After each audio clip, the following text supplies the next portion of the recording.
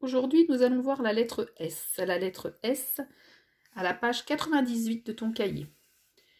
La lettre S peut se lire S, Z ou être muette. Le S se lit S quand il est au début d'un mot, comme dans la soupe. Quand il y a deux S entre deux voyelles qui sont matérialisées en rouge, comme dans la tasse. Un S entre une voyelle et une consonne, comme dans la poste. Un S entre une consonne et une voyelle, comme dans un ourson. Le S peut aussi se lire Z, quand le S est compris entre deux voyelles, comme dans une rose.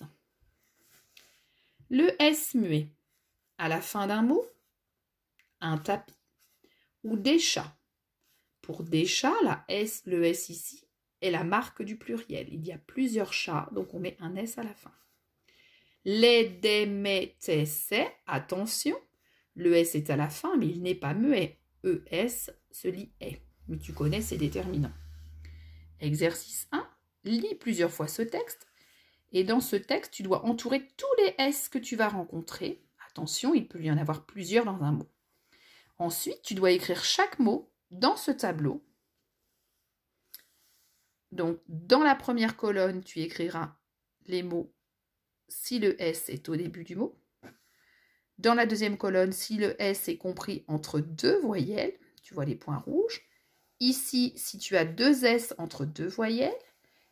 Et enfin, si le S est muet. Deuxième exercice, écris ensemble tous les mots d'une même famille. Encore 3 familles, donc tu as 3 points, donc tu es habitué à ce genre d'exercice. Une famille par ligne. Attention à bien écrire. Enfin, l'exercice 3, écris le bon mot sous l'image. Tu as des syllabes qui te sont proposées. Pour écrire le mot escargot, cuisinier, tissu.